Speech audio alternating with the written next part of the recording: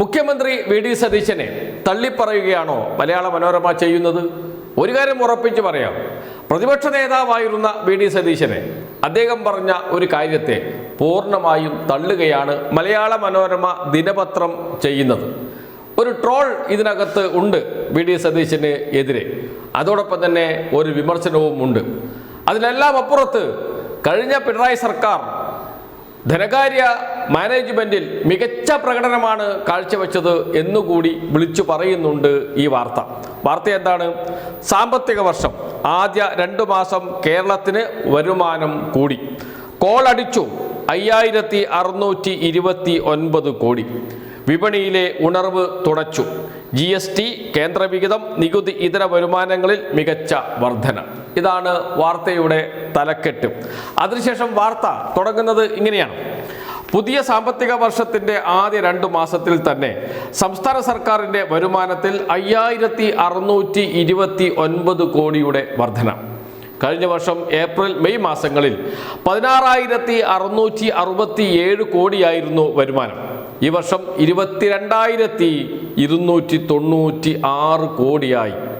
കടുത്ത സാമ്പത്തിക പ്രതിസന്ധിക്കിടയിലും ഈ കുതിച്ചുകയറ്റം പുതിയ സർക്കാരിന് പ്രതീക്ഷ നൽകുന്നു. എന്നാൽ വർധനയുടെ ക്രെഡിറ്റ് മെയ് 18-ന് അധികാരമേറ്റ UDF സർക്കാരിന് ഉള്ളതല്ല. വളരെ വ്യക്തമായും മലയാള മനോരമ പറയുകയാണ്.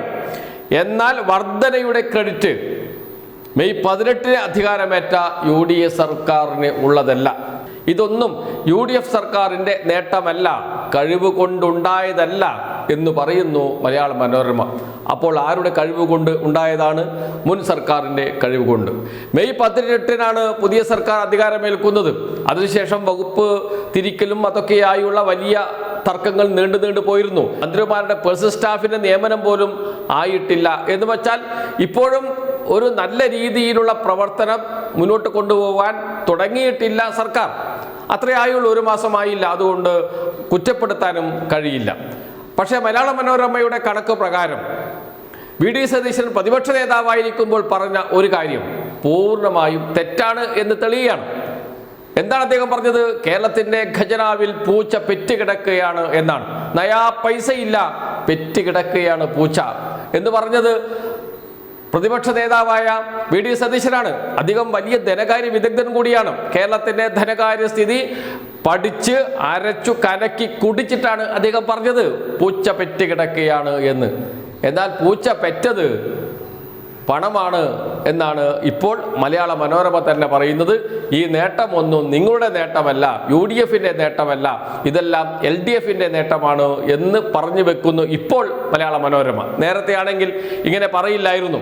വി ഡി സതീശൻ പറഞ്ഞ ഈ തെറ്റായ കാര്യങ്ങളൊക്കെ വെണ്ടക്ക നിരത്തി ശരിയാണ് എന്ന് സ്ഥാപിക്കാൻ ശ്രമിച്ചുകൊണ്ടിരുന്ന പത്രമാണ് മലയാള മനോരമ. അതുകൊണ്ട് തന്നെയാണ് ഇപ്പോഴെങ്കിലും ഇങ്ങനെയൊക്കെ പറയുന്നുണ്ടല്ലോ എന്ന്.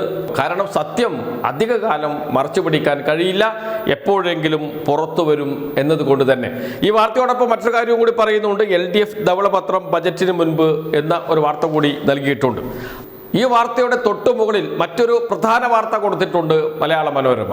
അത് കമോൺ ലേഡീസ് എന്ന തലക്കെട്ടോടു കൂടിയാണ്. KSRTCയിൽ സ്ത്രീകൾക്ക് സൗജന്യ യാത്ര പദ്ധതിയെക്കുറിച്ചാണ്. ഓർഡിനറി ബസ്സുകളിൽ മാത്രമേ നടപ്പാക്കുന്നുള്ളൂ ഇപ്പോൾ.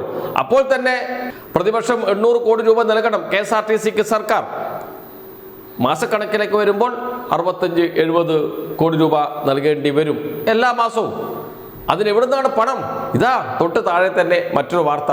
കേരളം വലിയ വളർച്ചയിലാണ്, വൻ വരുമാന വർധനവാണ് ഉണ്ടായിക്കൊണ്ടിരിക്കുന്നത് എന്ന വാർത്ത തൊട്ടു താഴെ കൊടുക്കേണ്ടി വരുന്നു. എന്ന് മാത്രമല്ല, അത് നിങ്ങളുടെ കഴിവ് കൊണ്ടല്ല, UDFന്റെ കഴിവ് കൊണ്ടല്ല എന്നുകൂടി പറഞ്ഞു വെക്കുന്നു മലയാള മനോരമ.